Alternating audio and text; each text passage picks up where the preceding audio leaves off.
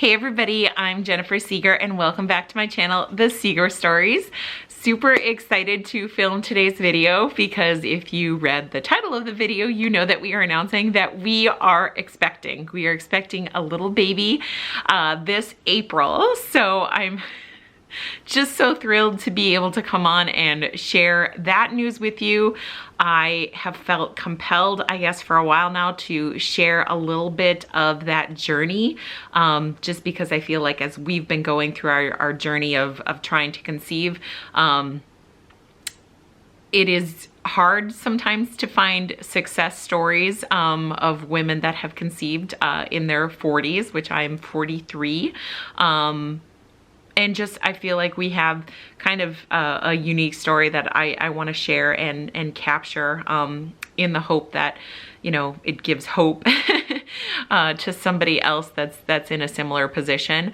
I also want to take a little bit of time to recap our first trimester and how things have been going, and maybe illuminate a little bit why I haven't had so many videos up on the channel in the last few weeks, because spoiler alert, first trimester, kind of a rough one, but we are 14 weeks today with our pregnancy, so officially in second trimester territory, and things are starting to look a little better. But like I said, first I want to share a little bit about my story. So I met my husband, Nate, when I was, I believe, well, I have to do math here, 36 years old, and we were married when I was 37. I think I have those years right. It just gets harder to count the years as you get older, but definitely I was in my late 30s, and we knew that we wanted a family. In fact, that was a really early on conversation that we had.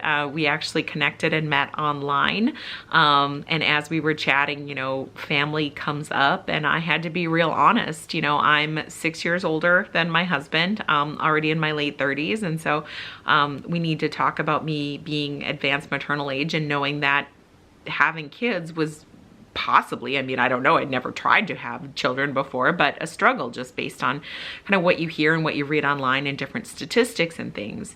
And I think that might be somewhat what solidified knowing that he was the right guy for me, because I knew from like right off the bat how badly he wanted to be a father and have a family. And when we had that talk, he was very much convinced that, you know, if God had it as part of his plan for us, that it would be our plan. And if it wasn't, and we didn't have children, we were going to be enough. So I'm going to try to get through this video without crying, but warning, it might be a little touchy because I'm starting with the tears a little earlier than I thought I was going to be. But anyway, we got married in 2018, and I'm not a spring chicken, so we knew we needed to start trying to have a family right away. And we weren't having any luck, and we actually found out in the fall of 2018 that I had some pretty serious medical problems, which is a tough pill to swallow, you know, so quickly into marriage. But I started having these really intense stomach pains, like doubling over after I would eat something, and it was just so intense, like the pain, I couldn't talk through it or anything. So we went in, and I thought it was akin to a gallbladder attack. Honestly, I still kind of believe that's what it was, but we'll get to that. But they kept telling me that, you know, my blood levels didn't indicate that it was the gallbladder. They even did an ultrasound and did not see any gallstones.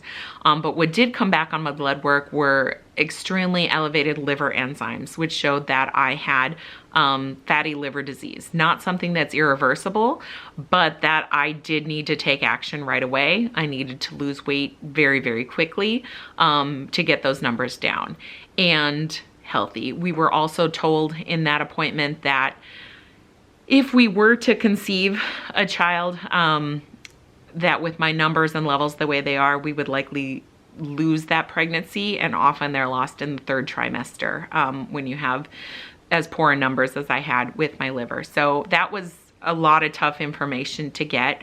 I've struggled with weight my whole life, and knew that if I needed to do something quickly, that I needed a tool to help me do it. So we decided that I would undergo the Roux-en-Y bariatric surgery. Now, I have been hesitant to really talk about that, not only on this platform, but to people in my life for two reasons. One, I have never wanted my weight to define who I was as a person, no matter what size I am, and I don't think that it should define anyone. I was frankly quite insulted as you go through mandatory counseling for the bariatric surgery, and it came as an accusation from the counselor that I had high self-esteem. Like, how dare I? And I just thought, this is ludicrous, because I'm happy and comfortable with myself regardless. But it was important for me and any future children we might have, that I get my health under control. The second reason that I feel like I'm hesitant to discuss having that surgery is because I think there are a lot of preconceived notions about it, especially, and I'm not trying to call anybody out here, but for people whose I guess health and fitness, or really the ability to maintain their weight or stay thin, feel like it's so easy. We're all born differently with different metabolisms. We're built differently. We digest food differently. We process energy differently. And, for some people, they can be thin their whole life and, still go through some of the same problems that I was having, just internally their body's a mess because they're eating junk all the time. I'm not saying I was eating like the pillar of health or anything, but I know I struggled with my weight, and I knew that even when I was eating less for some reason, I just struggled to maintain a healthy weight, and I, would lose and gain throughout my whole life. So I feel like people sometimes think that having the surgery is an easy out. If you've had it, or someone who's had it, you might know that it is most definitely not easy. It's a very difficult thing. And, finding a new way to eat is still a struggle, and probably a struggle I will have for the rest of my life. So, again, for those reasons, I know I haven't been chatty about this subject, again, on this channel or with people in my life. But we made the tough decision that I would need to undergo that surgery, which I did in August of 2019. It was a tough thing to hear that we would have to put trying to conceive on the back burner until we got the green light from the doctor. But as I'm meeting with the doctor and the nurses, they were very, very familiar with my struggle. Some of them had that personally, where they couldn't conceive and then they had the significant weight loss and they got pregnant. I remember one nurse telling me, your husband will just look at you and you'll get pregnant, because that was her story.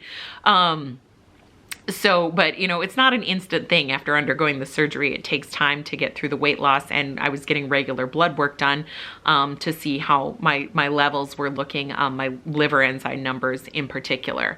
And when I went in for my appointment in, I think it was February of 2020, I believe it was the last in-person appointment I had before the pandemic, so I remember it.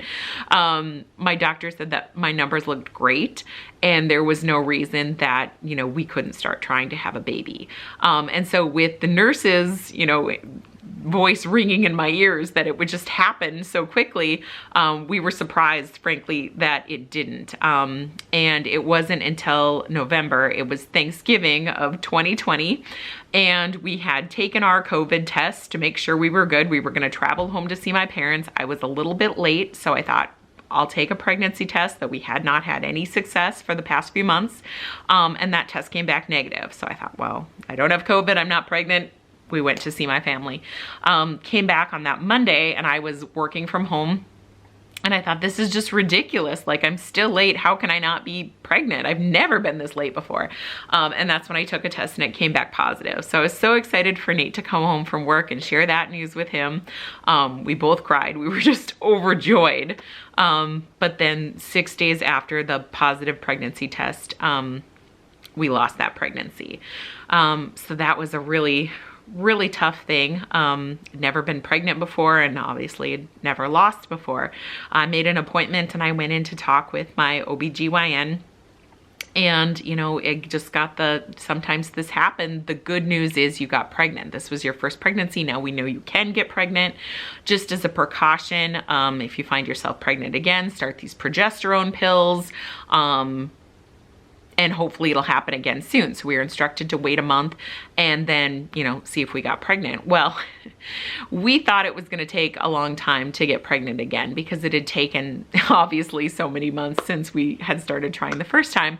We were floored to find out that we were pregnant in January of 2021. So we actually found out on our 3rd anniversary that we were expecting again. And I made a nice dinner for Nate and I, you know, wrote out the card and everything. And once again, we were so excited, but this time a little bit nervous too.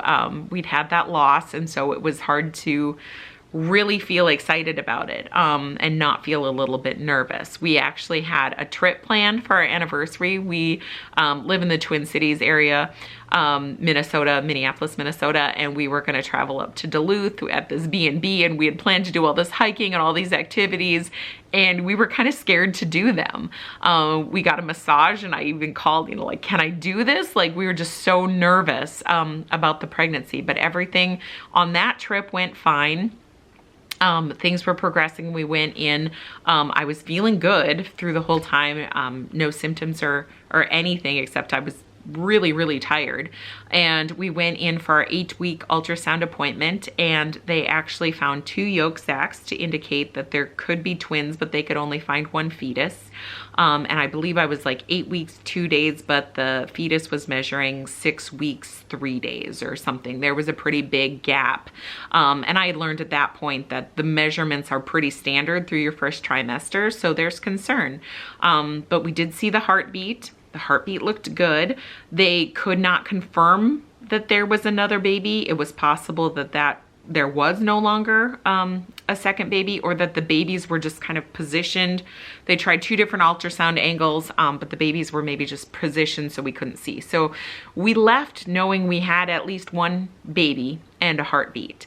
And the doctor that I met with had said, you know, it's possible, because I was tracking my ovulation and everything, you track the ovulation wrong, or, you know, the conception happened later. There are reasons to explain a discrepancy. It's hard to explain one that big, but the good news is we have a heartbeat and we have a baby. So come back in 2 weeks, and at that point they were going to check the progress, you know, to make sure that the baby had grown the correct number of days or proportionate to what it should. But we never made it to that next ultrasound appointment. We actually lost that pregnancy within the week. It was really hard. It was early March.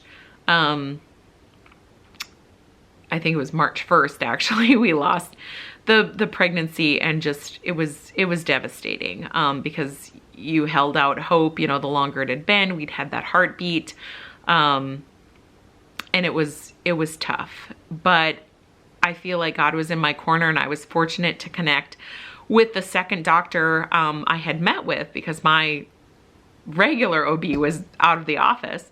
And the second doctor that I met with, she actually specialized in pregnancy loss. And she's just this wonderful woman that doesn't like to accept, you know, those things that doctors say, well, it was just probably a chromosomal abnormality. And they actually didn't get, you know, a test of the fetus. That's a whole different story I'm not going into. But we had no reason to know, based on the fetus, why we lost that pregnancy. But she did full panels of blood work, like tons of blood work on me.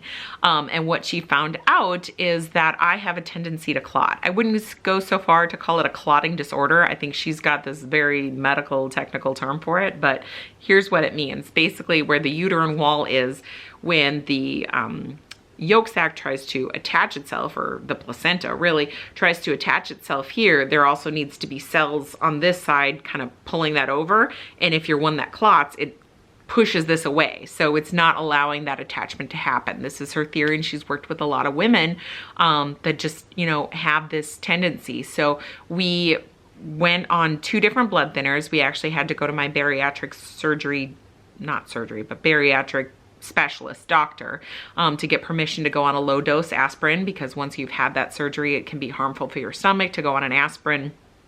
or onto any type of like, to go on an aspirin or, you know, ibuprofen. Those things are really tough on your stomach. So got the permission to go on a low dose aspirin every day. And then from the 14th day of my cycle or ovulation until either we found ourselves pregnant or I got my next period,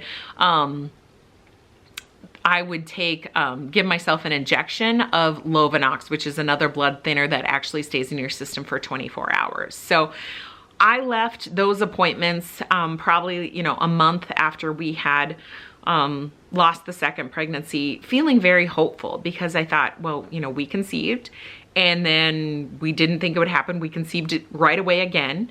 And yes, we lost the pregnancies, but now we have answers. So we have a plan in place to keep the pregnancy the next time we conceive. So this was April of 2021. I was very hopeful and couldn't wait to, you know, get pregnant again. And then this time it'll stick. Well, we ended up not getting pregnant. And over a year passed and we hadn't gotten pregnant. I went in for my annual exam and my doctor said, you know, we have the reason. She actually drew my levels again and I was low in progesterone. So, you know, keep taking the blood thinners, those injections half the month. I was still giving myself an injection about half the month. And then with the injection, take progesterone supplement because that was low. So, you know, that'll just head off if we do conceive. I'll have that in my system and help aid the pregnancy. But she recommended at that point, you know, keep trying on your own, but it hasn't happened now. It's been over a year. I think it's time to go down the route of meeting with a specialist. So she recommended that we meet with the doctor for IVF. And I know for a lot of friends that I've had that have gone through that, they've had a very positive experience. I will say that ours was not positive. Firstly, it was a Zoom call. They're not doing anything in person at the clinic we were referred to. And the doctor was just very doomsday about everything. So when we sat down, Nate, you know, and I together on the Zoom call, she hadn't seen my blood work. I hadn't gone through anything in the clinic. This was an initial meeting. She just showed us chart after chart of how it was impossible for me to get pregnant. And also if we did go down the route of IVF, which is in vitro fertilization, where they would take, you know, sperm and egg and grow an embryo in the lab and then, you know, insert it that you could carry that baby if it attached or, you know, fertilized to full term. I don't know the technical terms for this, obviously. But she told me in that initial meeting, just very nonchalantly, that I would not be able to use my eggs. I was too old and I had geriatric eggs. And that was, I mean, I understand that that is a real possibility. And I'm not saying there's anything wrong with it, but I felt like everything we were glossing over and we didn't have time to discuss it or actually look at the facts. We were just using very generalized terms here. And I think it's really hard to hear that you aren't able to have your own biological child.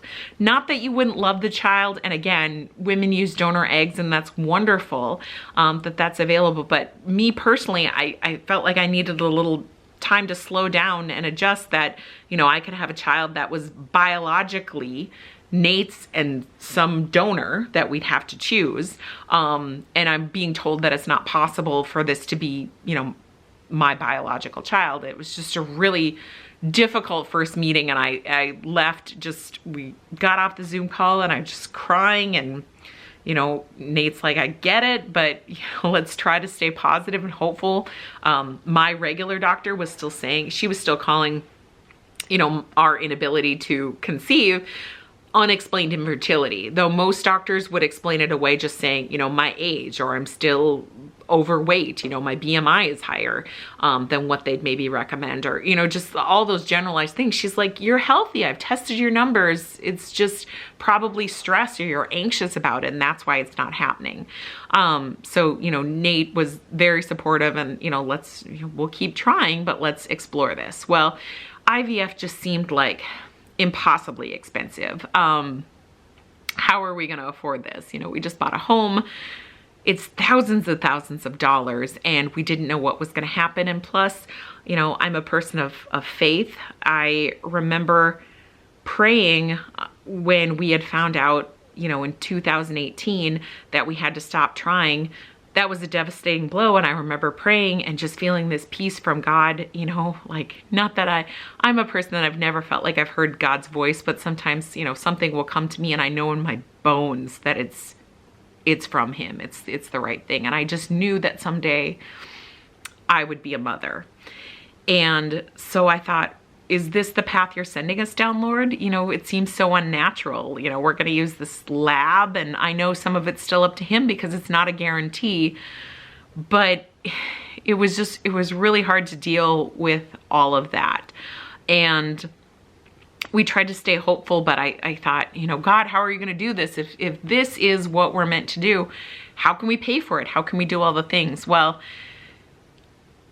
where I work, just this crazy chain of events where they have a leadership meeting every week, and they kind of start off with a kind of a thought-provoking question, and the CEO actually shared that he was blessed through work to have IVF, and if they didn't have that, then they wouldn't have their twin daughters, and how very blessed he was.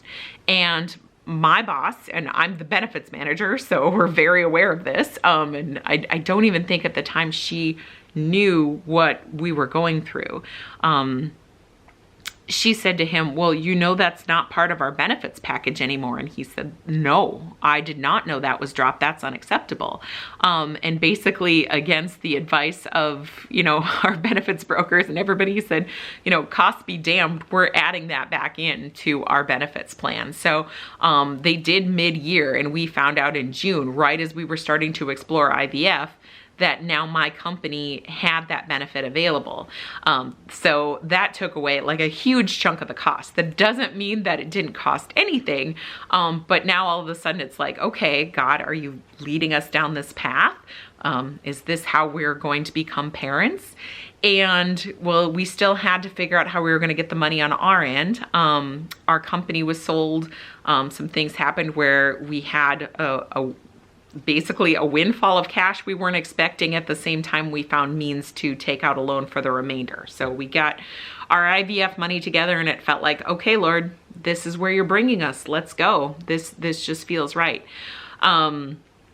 Or not right, but I guess it just felt like where we were being led. Like all of these things just felt like they were falling into place. So we went in to the clinic, and they actually do, like Nate had all of the tests done. I had the test done. We found out I was actually in, like we had known, good health, and my egg health was really well. So we could use my eggs, Nate's sperm. We were fine. I went in to have a test implantation and a uterine scan, where they're checking to make sure there's no endometriosis or issues or things like that. So they went in and performed the scan. Everything looked great. But then the nurse pulled me aside at the end and said that my BMI was higher than they would like, because they have to put you under to do the implantation. And before we could do the implantation, I needed to lose 6 pounds.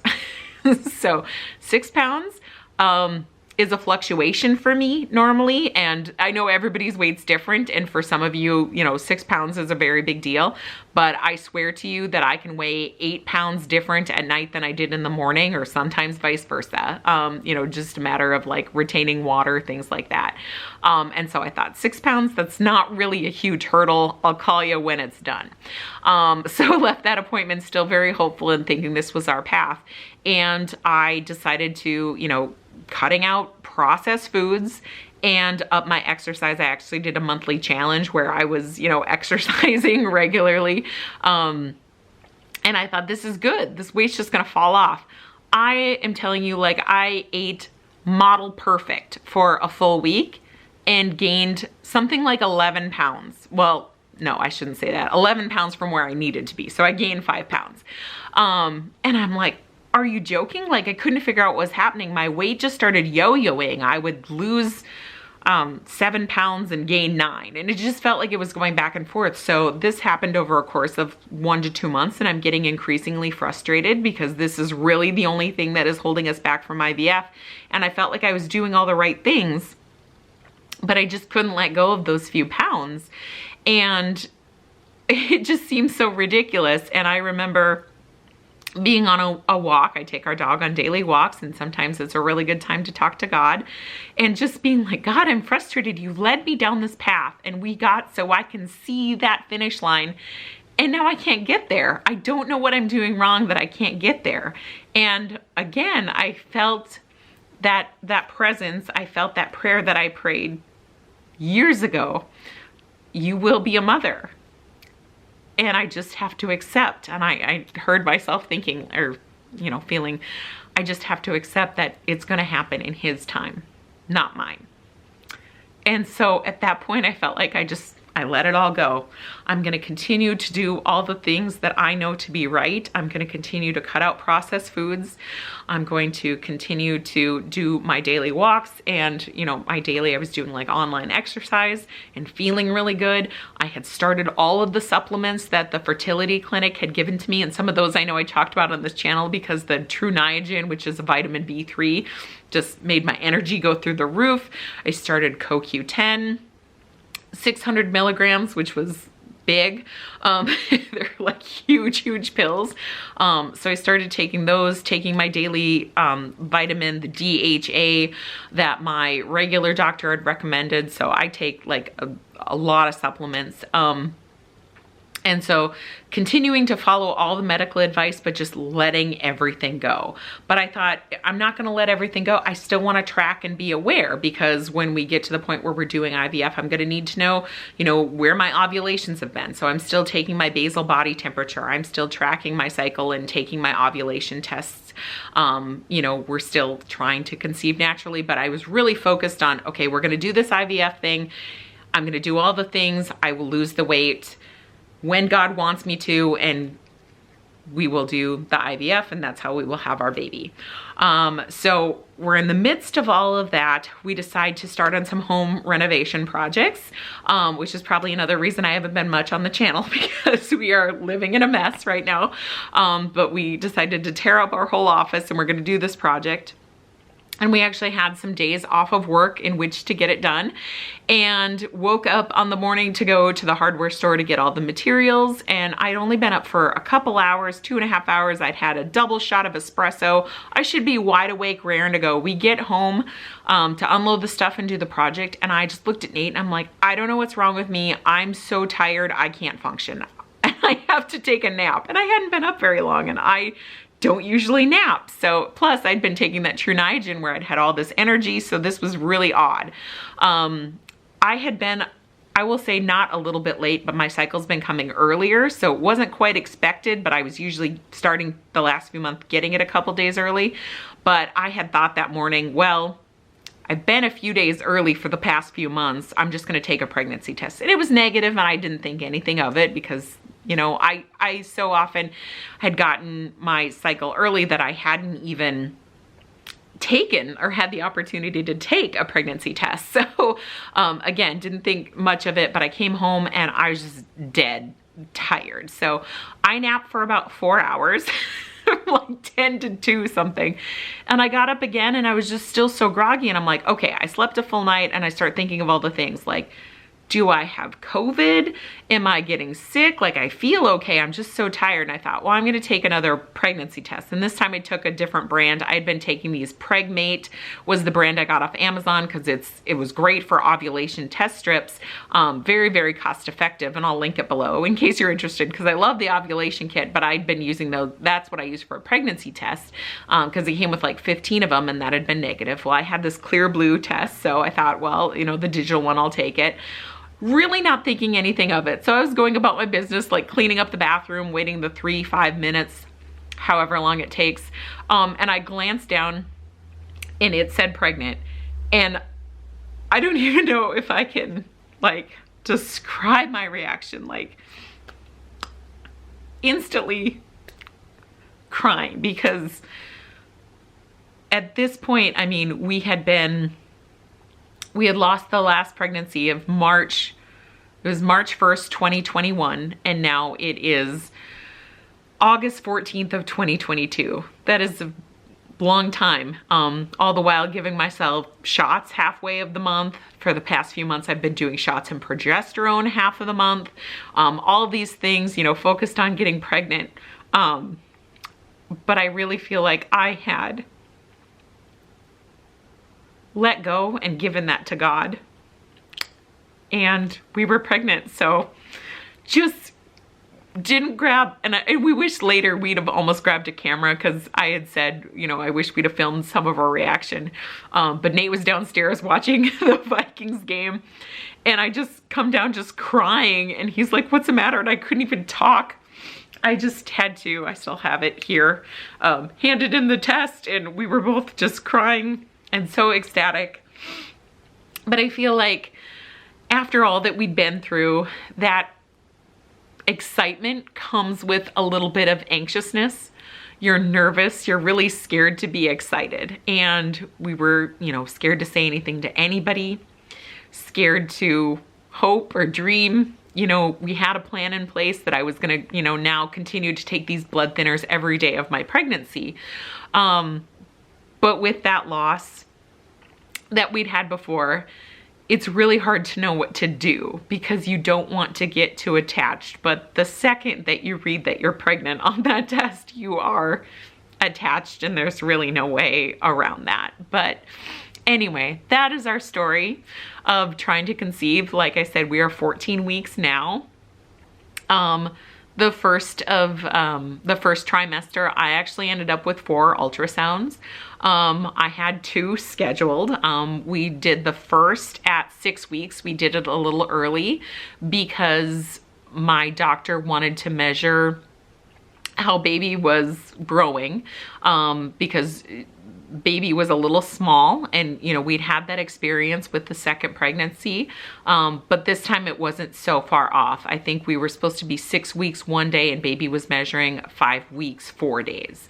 So that was definitely within the range of normal, but still, let's come back next week. And then I actually came back the following to check that baby was growing proportionate number of days, and they were.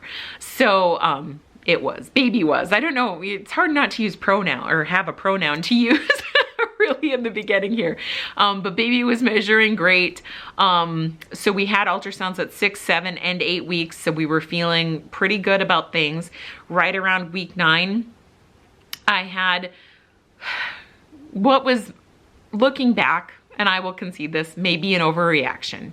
It could have just been, sorry if I'm getting technical, or this is TMI, but I'm here to share. So it could have just been some discharge, but to me it looked like it could be a little brownish, reddish spotting, but it was just the most minuscule amount. I am grateful to have doctors in my corner that are like, hey, if you're nervous about it, and how my other pregnancy losses started was just the tiniest little trace of spotting.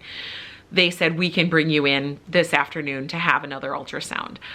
So we did that. And then baby, I actually had to go to a different facility where that ultrasound tech measured baby spot on. It was 9 weeks, and baby measured exactly 9 weeks. So from then on, I felt confident. Every time we'd gone in, we'd had a strong heartbeat, like 160 beats per minute, almost every time 166. I mean, it was good, strong heartbeat.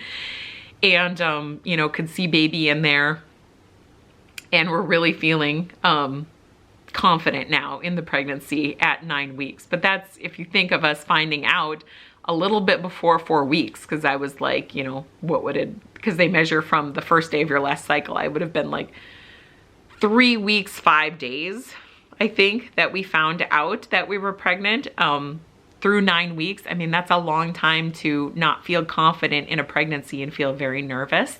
I'll get to my other first trimester symptoms because I do want to recap that as well. But anyway, we're just feeling so blessed, and I really felt compelled that I wanted to share this story. And like I said, a lot of it is hard for me to share. It's hard to be vulnerable. It's hard to put all that out there. It's hard to talk about things publicly that I haven't shared with some people that I'm close to in my life. But I also felt, and for lack of a better word, I'm going to say obligation, because one thing that I have searched for throughout this entire journey that we've been on, one thing that I've searched for is somebody with a similar story online, somebody that I can find hope in. And I know that my story is not everyone's story, and that there are so many women that have had loss, way more loss than we've had, that have not had the luck, the blessings, I should say, that we are blessed with now. But again, I want it to be a story of hope that's out there, because if you are somebody that is advanced maternal age, above 35, especially if you're in your late 30s, early 40s, Googling is the worst thing you can do. But if you did, I hope you found this video to find some sort of hope, because there are just so many statistics that, if you really take them to heart, can just really steal that hope from you. But I feel like, you know, while I picked up that faith that God would do this for us and dropped it a million times over the past several years, we did believe and had that hope. And I'm just, my heart is so full, and wanted to be able to kind of talk about that here. But like I said, in addition to our trying to conceive story, I kind of want to have a record of the pregnancy, so I thought I would also share in this video just how things have been going the first trimester, and I'll maybe check in. I don't know how I'm going to do it. We'll see how things go, you know, either monthly or by trimester, just so I have something to look back on, to know how things were with baby. But yeah, the first trimester for me has been rough. And if you're watching my channel, you know, usually I've been trying to share content weekly. Since I started the channel, that has been my goal, because I do have a full-time job. I work outside of the home, and it gets to be a lot to try to get a video up weekly. With this summer's ups and downs and discouragements, I know that I wasn't always sharing as often. We had a lot going on, and I know I talked to some of that in previous videos if you've been watching my channel, just family-wise and whatnot. And then once the pregnancy came, I would say I was feeling pretty good. I started having food aversions probably around week 6. And they started really small. It's just like, that doesn't really sound good to me. As soon as we found out we were pregnant, I'm a coffee drinker, so I went, and we have an espresso machine. I bought decaf espresso, decaf, you know, a few different kinds of decaf coffee. I was like, I'm gonna be prepared, but I knew that I didn't want to have caffeine, even though, you know, it's perfectly acceptable and fine to have caffeine in your pregnancy. I just personally knew that, you know, I was gonna do everything by the book. I was gonna eat healthy. I was gonna not have caffeine. So I bought all this decaf coffee, and right around week 6, definitely heading into week 7, coffee started being the grossest thing to me. And this has been a tough pill to swallow, because if you know me, I have had 1 to 3 cups of coffee every day my entire life almost. I mean, I remember drinking coffee when I was in like junior high. Maybe it wasn't a daily addiction back then, but I had some withdrawals probably right around, you know, week 4, going off the caffeine, headachy, whatever, but then I was fine. But pretty soon the smell and the thought of hot coffee just started to gross me out. Also, almond milk, and I would have almond milk in my coffee every day. Grossest thing ever. So those were the biggest food aversions that started out. Also, like I said, I was determined I was gonna, you know, have this healthy pregnancy, and I've always enjoyed things like avocado toast for lunch. I'll have salads for lunch. 2 things that in my pregnancy I have not been able to fathom eating, at least in the first trimester. Like, nothing sounds more abhorrent to me than a vegetable. Like, I haven't been able to get near anything. So it quickly flew out the window. My doctor said, you know, just eat what you can. At this point, just eat what you can keep down. And I never like really had throwing up, but I had a lot of nausea. And if I get really nauseous, I don't want to talk. I don't want to move. Like, I'll just sit there and be like, don't talk to me. I can't move. I can't get up. I have to sit in this spot, just waiting for it to kind of pass. And definitely if I let myself get hungry, then the nausea would be worse. So that's like a catch-22, right? Because nothing sounds good to eat, and then you know that eating will make you feel good. So we would go through what Nate and I have come to refer to as my mental Rolodex, where I'd be nauseous. I knew that eating would make me feel better, but I would just go through a mental Rolodex of all food until I would settle on like the weirdest thing. I'm like, okay, I can eat this. And a lot of times it would be a roast beef sandwich from Arby's. It would be apples. Bread has been okay, mostly whole wheat bread, which is strange. Like, I don't really like the white bread. One night I could only picture eating a tuna fish sandwich from Jimmy John's. One night it was nachos Bel Grande. I mean, it's just been the most random things, and cooking has been kind of out of the question. So I have not been able to stand the smell of any cooking foods or meats. And Nate has cooked occasionally, but most often we prefer takeout. And I swear, between weeks, especially weeks like 7 and 10 or 11, we ate out more or got more takeout than we have in like the last 3 years combined. It's like, it was so terrible. But I couldn't imagine like cooking anything, and I swear to you that nothing healthy sounded good. Now, that has started to taper off and get better, and we have been able to make meals at home and eat healthier things. But food aversions have been really big in the first trimester. As far as cravings, I mentioned those Arby's roast beef sandwiches. There is hardly a moment of the day where a roast beef sandwich from Arby's doesn't sound good to me.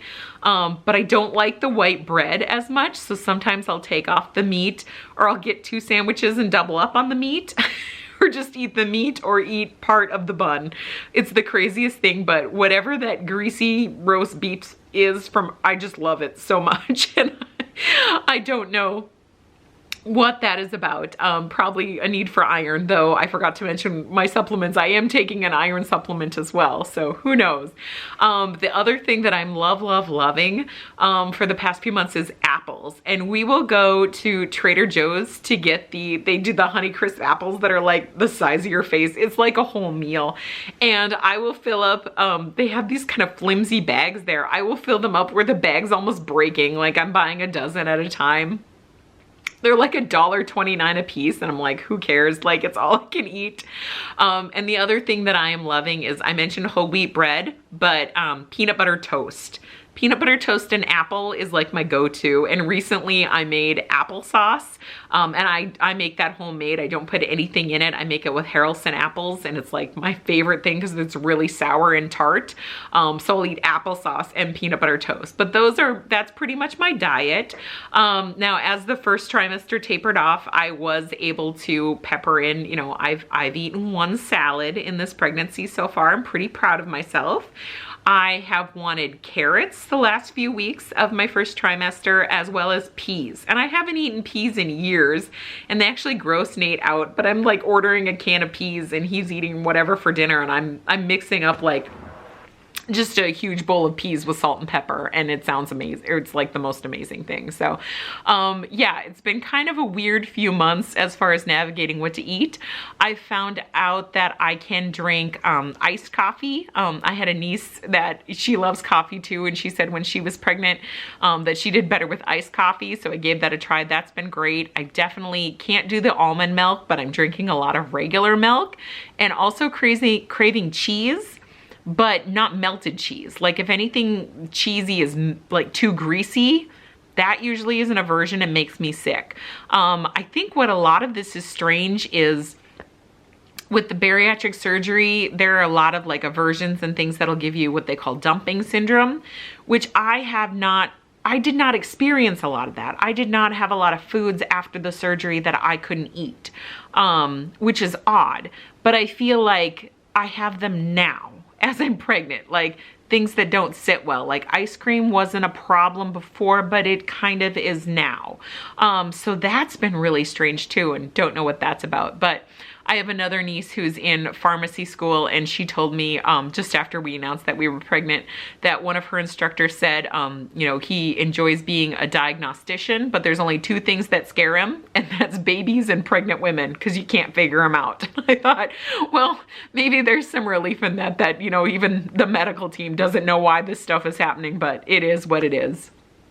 The other thing that I wanted to note about the first trimester, well, first, before I get to that, I wanted to tell kind of a funny story because before I had my appointment with the nurse to give the breakdown of like do's and don'ts of pregnancy and kind of talk about like what appointments looked like through the whole pregnancy and all of that, we had gone, I had not been feeling well. I also had I didn't mention this, but an aversion to water, like tap water. I couldn't drink it. I could only drink bottled water. And definitely important to stay hydrated. So we were going to Costco like all the time to buy bottled water, and I wasn't feeling well, but we went into Costco, we got a case of water. We're walking by the deli case and I see those, if you know those pinwheel roll-ups from Costco. I'm not sure if all Costco's have, I think they do because they had them. Costco Hawaii and Costco Minnesota anyway. But it's like a cranberry flavored cream cheese with deli chicken, lettuce and tomato like rolled up in a pinwheel. And it's like one of my favorite things. I kind of forgot they existed. I hadn't had them in years. I used to eat them all the time. So we're going through Costco to get the water and I see those and I'm like, oh my gosh, I found like mental Rolodex. Here's the food that I can eat. Here's what sounds good. So we get those, we bring them home, and I'm just about to eat it. Like I have it out of the package. I have it on a plate. I'm about to take a bite. And Nate goes, wait a minute. You're not allowed to eat deli meat though, right? That has deli meat in it. And I was like, devastated. I had what one might call a mini tantrum. You guys, I cried. That's how bad I wanted the food. It was the only thing that sounded good to me. I was feeling so sick.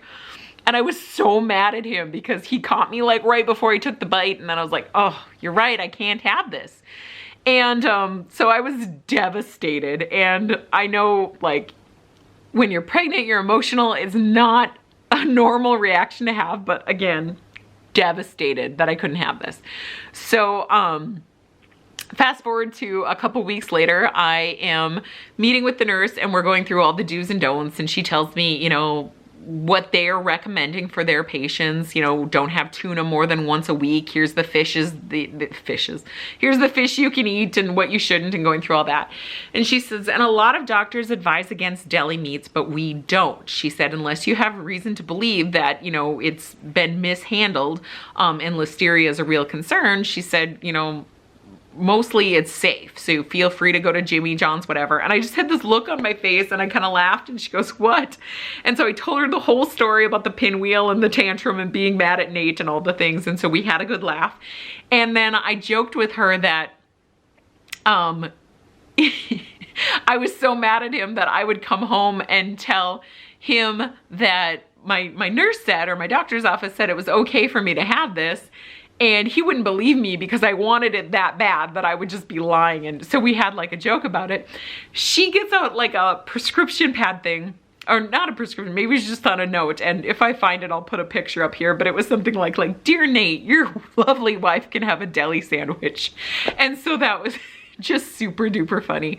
And a story that I want to remember from our first trimester because looking back, it was the most ridiculous thing. But if I could tell you, like, not being allowed to have that pinwheel at the moment that I wanted was like probably one of the most devastating moments of my life, and just ridiculous now, but I don't know. If you know, you know, okay? So that's my funny story with food aversions. But the other thing that's been happening the first trimester, which is really interesting, is first trimester insomnia, which I didn't know was a thing. I had heard of, you know, pregnant mothers having trouble sleeping maybe in their later trimesters, but I'd always heard like in your first trimester, you're really, really tired. And I had experienced some of that right at the beginning, but overall, I mean, I would say I was a little more tired, but it wasn't like when I had my second pregnancy, those weeks I was just sleeping a ton. I wasn't sleeping much more. In fact, the opposite was happening. I was tired and I was going to bed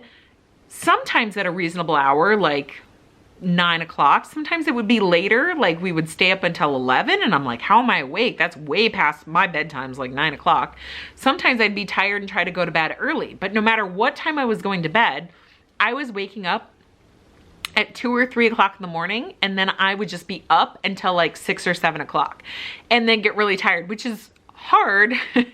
If you get really tired and you want to go back to bed, you kind of need to be up for the day. So I was just getting no sleep. Thankfully at this point, I did tell my boss at work what was going on so I could come in a little later on those days. But it was just the strangest thing. So we've read a little bit or quite a bit about it online right now.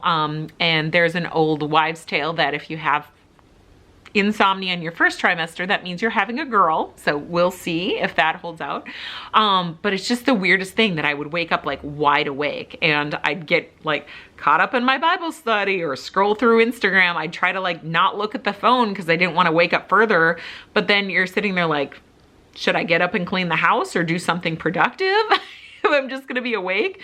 Most of our grocery orders were getting placed in the middle of the night, just like trying to find things because it was so many nights. I did talk to my doctor about it, and she said that Unisom was safe. I was a little wary of taking medications. That's just me in general. Kind of scared to do that. Like, if I have a headache, I'll try to drink water and rest my eyes and see if it goes away before I'm reaching for Tylenol or something like that, just in general. So I was a little wary of it, but it absolutely helped. I would still wake up in the middle of the night. You know, I'm still waking up like twice a night to use the restroom, but I can at least fall back asleep once I wake up. So that's been a blessing, and it also helps to curb the nausea as well. So I would wake up not feeling so sick, because my nausea with the food aversions kind of would last throughout the day, and it would get worse if my stomach was empty. There were some days where it was a constant presence, and then after probably like towards week 10, it started tapering off where I'd have stretches of day where I wasn't feeling nausea, and then they would get longer. And now that I'm, you know, into my second trimester, I've had days where I've had very little nausea, just like an hour or two throughout the day, which is a far cry from feeling it like every waking hour.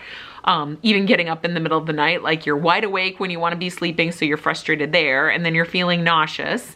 So you're frustrated with that. So it's been a challenging first trimester, but I hope we're turning a corner, which is good. We've got some travel coming up. I know I've talked about on this channel, we've got a Disney trip that I know we'll be vlogging. We've got an upcoming trip to Las Vegas. I'm not sure yet if we're gonna vlog that because it's a very flying trip. My doctor has greenlit me for travel, so it's nice to kind of have these little baby moons. We're working on redecorating, well, that's kind of a strong word, but painting anyway. Some of our bedrooms, we'll be getting the nursery ready. So all of that's content I hope to be bringing to this channel. I'll maybe be checking in, you know, on the pregnancy. Like I said, I don't know how often I'll do that, but I definitely want to keep a record of some of the significant things that have happened, some of my cravings, what I've been feeling, things like that. So a lot of that's coming, and I know this video is getting a little long. So I apologize for that if you're not one for long videos, but I also just want to say thanks for hanging in there with me. If you've been following the channel, I know I haven't been posting regularly, and hoping we're turning a corner there. Just glad to be back. Thank you so much for watching, and I will see you next time.